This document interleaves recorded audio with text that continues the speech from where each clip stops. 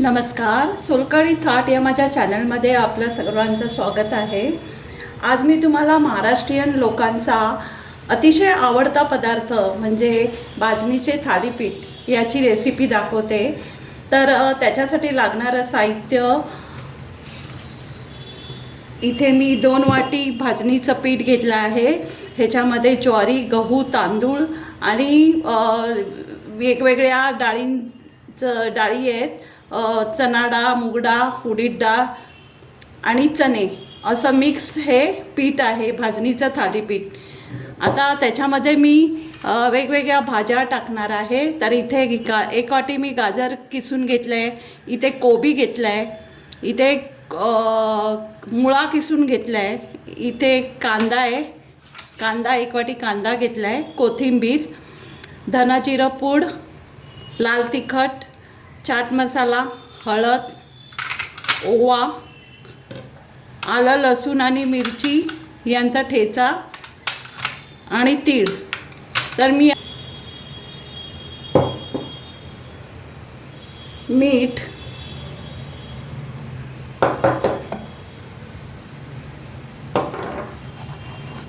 ओवा,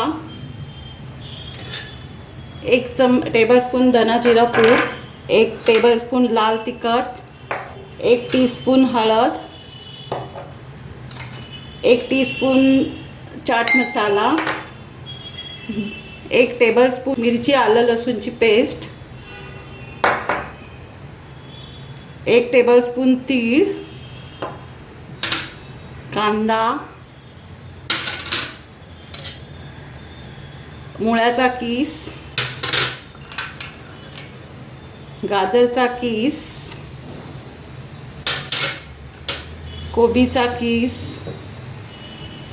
तुमच्या आवडीप्रमाणे भाज्या तुम्ही ॲड करा, ज्या कोणत्याही उपलब्ध घरी असतील त्या। कोथिंबीर भरपूर प्रमाणात घालायची म्हणजे टेस्ट छान लागते। आता हे सगळं मी एकत्र मिक्स करून घेणार। अशा प्रकारे हे पीठ आता एकत्र मिक्स करून तयार आहे। तर याचे मी आता थालीपीठं करायला घेते। अशा प्रकारे थालीपीठ पाटावर रुमाल ठेवून त्याच्यावर पाणी लावून थापून घ्यायचे। मी छोटे छोटे बनवते, तुम्ही तुम्हाला हव्या त्या आकारामध्ये बनवू शकता। त्याला होल करायचे।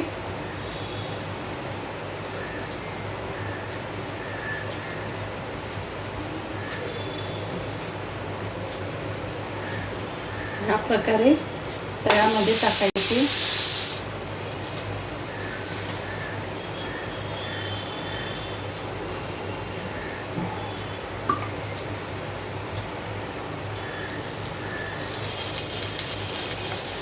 बाजूने तेल सोडायचं। अजून एक टाकते मी।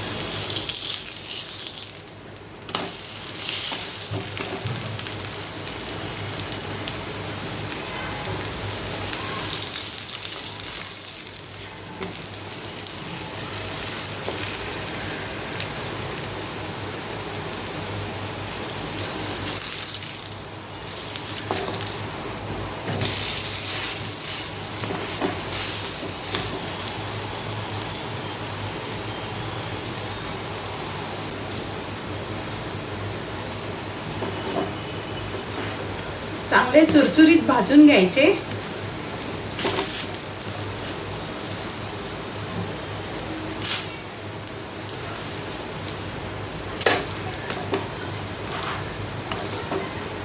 झाले मी काढून घेते।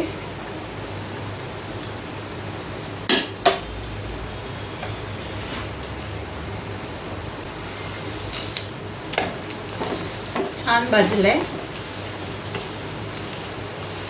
असा खरपूस रंग येईपर्यंत भाजून घ्यायचं. अशा प्रकारे मी बाकीची पण थालीपीठं करून घेते. अशी आपली खमंग खुसखुशीत चुरचुरीत थालीपीठं खाण्यासाठी तयार आहेत.